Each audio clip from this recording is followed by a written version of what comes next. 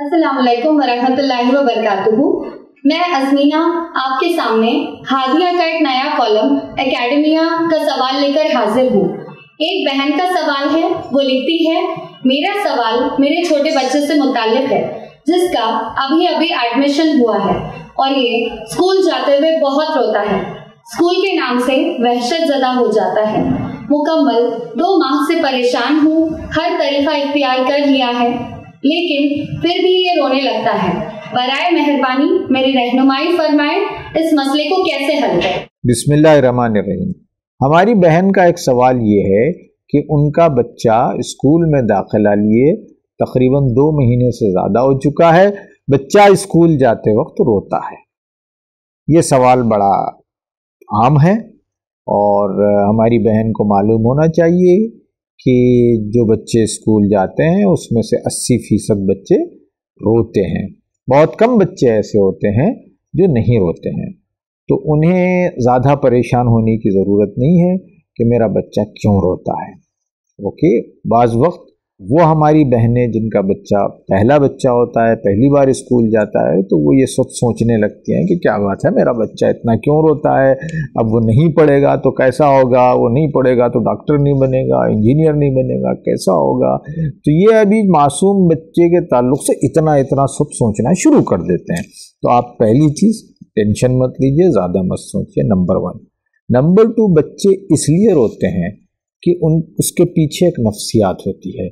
वो नफ्सियात ये होती है कि बच्चा जब स्कूल जाता है तो वो ये समझता है कि माँ मुझे यहाँ छोड़ रही है, पता नहीं वो वापस लेने आएगी या नहीं आएगी।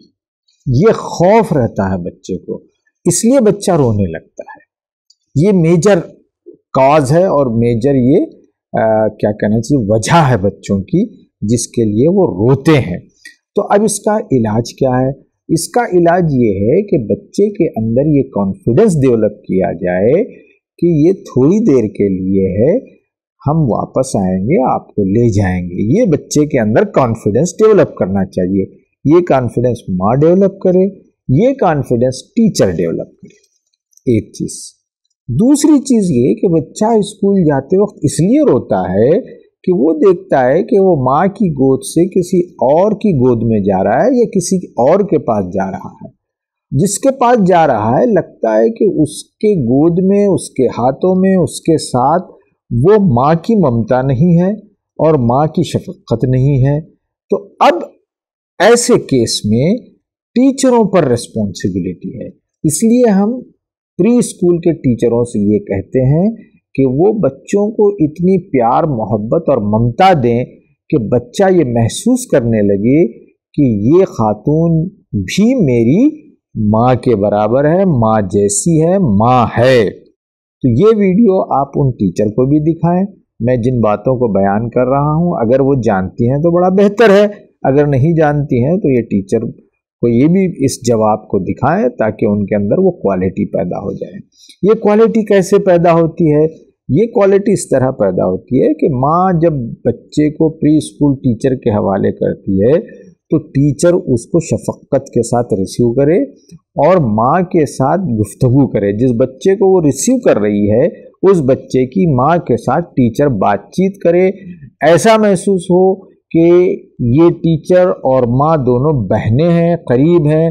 तो बच्चे का नफ्सियाती असर उस पर होता है। वो ये फील करने लगता है कि ये जो खातून जिसके हाथों में जा रहा हूँ, जो मुझे रिसीव कर रही है, वो मेरी मम्मी की सहेली है, मम्मी की दोस्त है।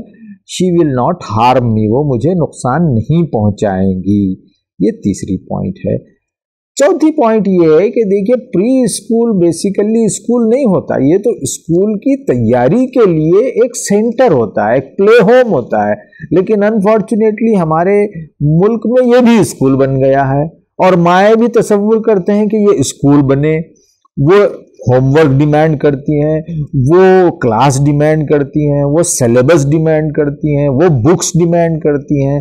तो हमको इसमें भी इस्लाह लाने की ज़रूरत है कि आप उसको एक प्ले होम कंसीडर करें और उसमें बच्चा तैयार हो स्कूल जाने के लिए। अगला जो उसका पादान है, अगला पेडिस्टल जो है वो स्कूल है, तो उसके लिए आप बच्चे को तैयार कर रहे हैं।